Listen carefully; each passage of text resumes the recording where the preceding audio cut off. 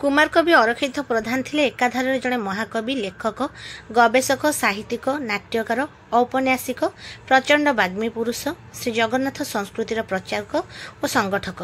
Chilika cool Brahmagiri अंचल हासिनपुर ग्राम कवि एक कृषक परिवार जन्मग्रहण करथिले। कौनसी आनुष्ठानिक शिक्षागत योग्यता नथाई अरक्षित प्रधान जड़े प्रख्यात कवि भाव निजक सारा ओडिशा रे परिचित कराई पारिथिले। तांकर 18 खंड कालजयी पुस्तक ओडिया साहित्य को अनवद्य अवदान। से थिले ओडिशा और आसाम राज्य मध्य एकमात्र ओडिया सांस्कृतिक राष्ट्रदूत।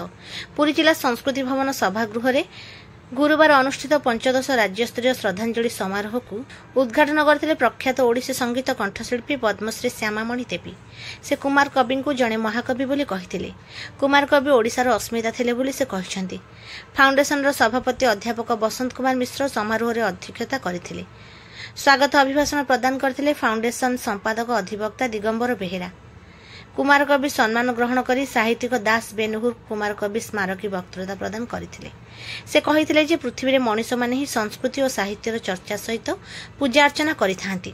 कवि लेखंती, मात्र महाकवि जाति को बाट बतांती बोली से कहिथिले एवं कुमार कवि सेही महाकवि थिले बोली से दोहराइथिले। अन्यतम सम्मानित अतिथि रूप ओडिया भाषा प्रतिष्ठान प्रथम निर्देशक प्रोफेसर डॉक्टर कैलाश चंद्र टिकायत राय कुमार कवि कालजयी कृति संपर्क में आलोचना करी साहित्य एकाडेमी तांको साहित्य सृष्टि को कुमार कवि ग्रंथावली आकार में प्रकाश करने को प्रस्ताव देते। अन्यमानक मध्य डॉक्टर भास्कर चंद्र मिश्र, डॉक्टर शशांक चूड़ामणि कुमार कवि को स्वाभिमान प्रतीक बोली कहिथिले। प्रारंभ में फाउंडेशन तरफ प्रकाशित कुमार कवि सृष्टि समीक्षा पुस्तकर लोकार्पित होइथिला। कुमार कवि विरचित एवं विशिष्ट कंठशिल्पी सुशांत प्रधान कंठदान निर्मित भजन सीडी को अतिथि माने उन्मोचन करथिले। समारोह अवसर में विभिन्न क्षेत्र में उत्कर्ष निमंते सम्मानित करा जायथिला। दास बेनहुर को अनुष्ठान सर्वोच्च सम्मान कुमार कवि सम्मान सहित फलक और 10,000 टंका प्रदान करा जायथिला। पद्मश्री श्यामामणि देवी को उत्कल संगीत रत्न सम्मान दे अतिथि माने सम्मानित करथिले। पंडित गोविंद चंद्र मिश्र को संस्कृत सौरभ, पंडित प्रमोद चंद्र मिश्र को संस्कृत रत्न, डॉक्टर भास्कर मिश्र को संस्कृति रत्न, सदाशिव मिश्र को सारस्वत रत्न, रवींद्रनाथ पट्टनायक को गल्प रत्न, रंजन कुमार दलाई को सेवक रत्न, कवि सन्यासी नायक को कवि सौरभ, भगवान दास महापात्र को संस्कृति सेवा रत्न, निरंजन बाहिनपति को गायक गौरव रत्न, मनोज कुमार मिश्र को गायक सौरभ रत्न, पदन किशोर भूतिया को लोककला रत्न, शिक्षयित्री रंजिता मिश्र को शिक्षा सौरभ और युव इंजीनियर स्वयं प्रकाश परिडा को उत्कल वाणिज्य रत्न सम्मान रे सम्मानित करा जायथिला। कार्यकारी सभापति डॉक्टर प्रमोद कुमार आचार्य धन्यवाद अर्पण करथिले एवं साहित्यिक श्याम प्रकाश सेनापति मंच संचालन करथिले। टिकितारा एवं फाउंडेशन आनुकूल्य रे विवेकानंद शिक्षा केन्द्र गोखरा ठारे अनुष्ठित देखिलेख प्रतियोगिता विजयी और अंशग्रहणकारी छात्र छात्री को सम्मानित करा जायथिला।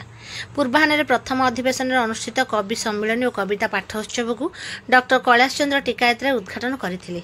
साहित्यिक विपिन बिहार दलाई एथिरे सभापतित्व करथिले। मुख्य वक्ता भाव तत्वकवि विभुदास भिखारी चरण जेना योगदान करी कुमार कवि साहित्य कृति संपर्क में आलोचना करथिले।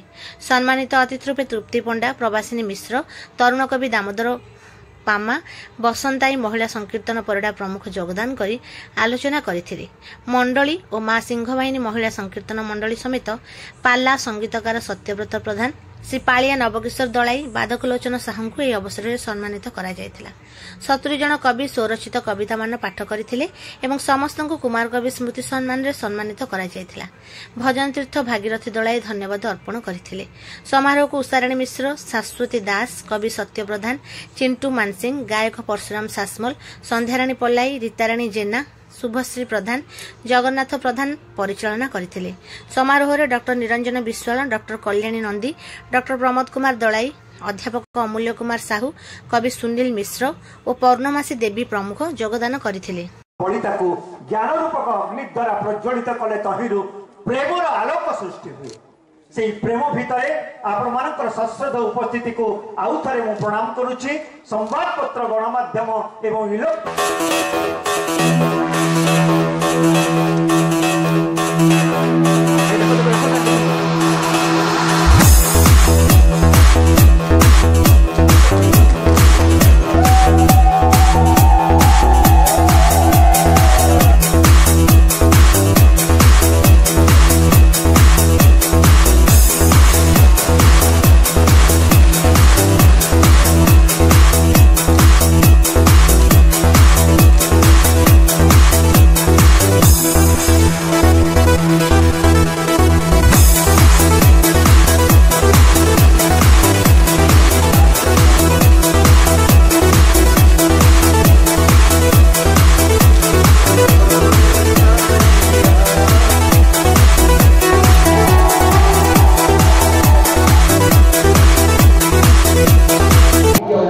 अधिवक्ता दिगंबर बेहेरा संपादक कुमार कवि फाउंडेशन। आज ओडिशार विशिष्ट कवि लेखक गवेषक श्री जगन्नाथ संस्कृतिर विशिष्ट गवेषक प्रचारक कुमार कवि अरक्षित प्रधानकर 15 राज्यस्तरीय कुमार कवि श्रद्धांजलि समारोह पुरी जिला संस्कृति भवन में आयोजित होउछि।